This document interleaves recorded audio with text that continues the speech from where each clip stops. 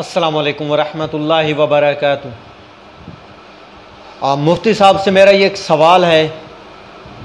सवाल ये है कि बहुत से नाम ऐसे हैं, अगर उनको सिर्फ नाम पुकारा जाए तो बेअदबी होगी, और वो नाम अल्लाह अज़्ज़ व जल के लिए ही इस्तेमाल किए जाते हैं, और वो हमारे लोगों के नाम रखे हुए हैं।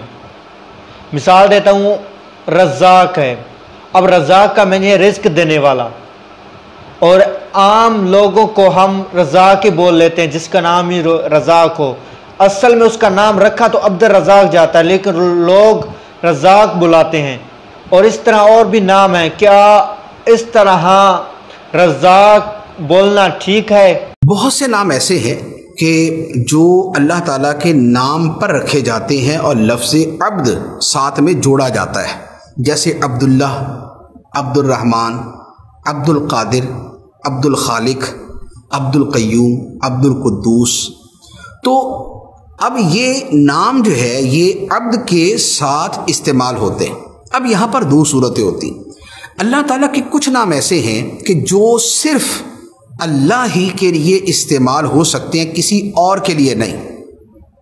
जैसे किसी को अल्लाह नहीं कह सकते, किसी को रहमान नहीं कह सकते, क़य्यूम नहीं कह सकते, खालिक नहीं कह सकते, राज़िक नहीं कह सकते, रज़्ज़ाक नहीं कह सकते, समद नहीं कह सकते, कुद्दूस नहीं कह सकते।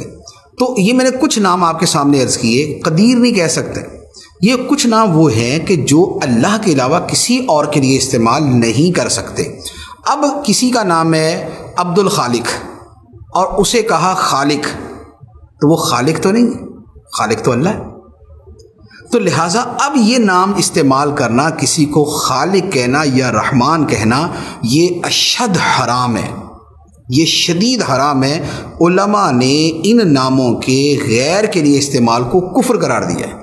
लिहाजा अब्दुल रहमान को हमेशा अब्दुल रहमान कहा जाए, रहमान ना कहें। अब्दुल खालिक को हमेशा अब्दुल खालिक कहा जाए, खालिक नहीं। अब्दुल रज़ाक को अब्दुल रज़ाक, रज़ाक नहीं। तो लिहाजा ये वो अस्मा। अच्छा, कुछ वो हैं कि जिसमें वो नाम जो है वो दूसरों के लिए भी इस्तेमाल हो सकता है, जैसे अब्दुल बासित। तो लफ्ज़ बासित जो है ये अल्लाह के अलावा किसी और के लिए भी इस्तेमाल हो सकता है। अगरचे यहाँ पर अब्दुल बासित अल्लाह ही के लिए है, यानी अब्द वो बंदा है, बासित अल्लाह।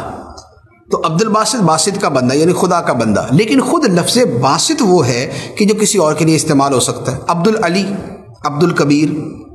तो अब अली और कबीर ये भी किसी का नाम रखा जा सकता है। तो लिहाजा ऐसे नाम हैं तो वहाँ पर भी अब्द के साथ ही बोलना चाहिए कि बहरहाल वहाँ पर मुराद अल्लाह ताला की ज़ात होती है और बंदा अब्द के साथ ही मुराद होता है। लेकिन तब भी हुक्म के एतबार से ये फ़र्क है कि जो अल्लाह के ख़ास नाम हैं वो अल्लाह के अलावा किसी के लिए इस्तेमाल नहीं हो सकते, और जो उससे हटकर नाम हैं वो अगर दूसरे के लिए बोल भी दिए, किसी को बासित कह दिया, किसी को अली कह दिया, कबीर कह दिया, रशीद कह दिया, तो इसके ऊपर कोई हुक्म नहीं है।